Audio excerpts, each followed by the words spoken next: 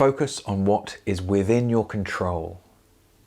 This is such a big pillar of your resilience, your ability to keep hold of that which is within your control, to retain your sense of agency over your experience.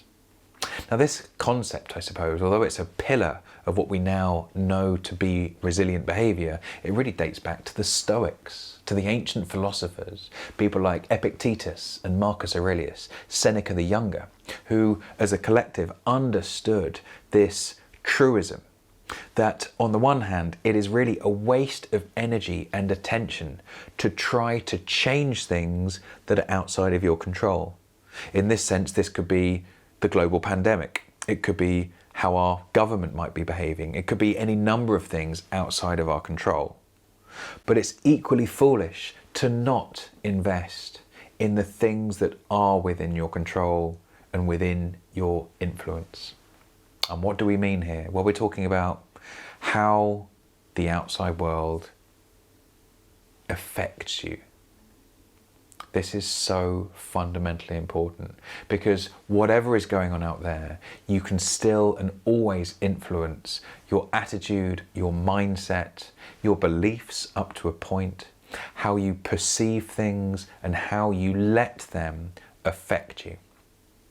Now, you might think Stoicism might be a bit outdated and a bit misplaced. Well, more modern day psychologist Martin Seligman was a fan of the term locus of control. This idea, again, the importance of agency and autonomy in terms of human happiness, human emotional well-being.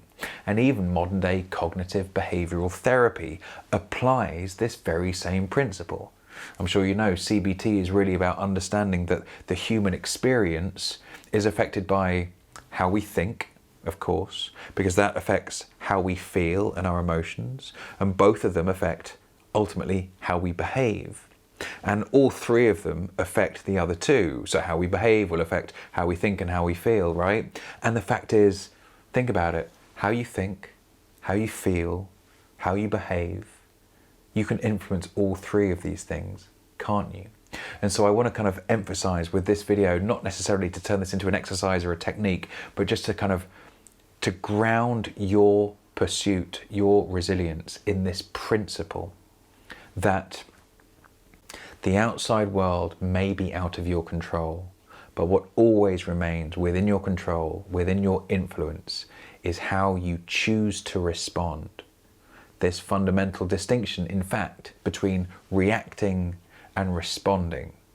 As Epictetus said, remember Epictetus was born a slave and he had this profound insight. He said, we cannot choose our external circumstances, but we can always choose how we respond to them.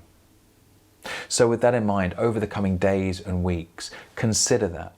If you're faced with setbacks, consider how can I meet this with my best self? How can I choose to respond in a way that ultimately is resourceful?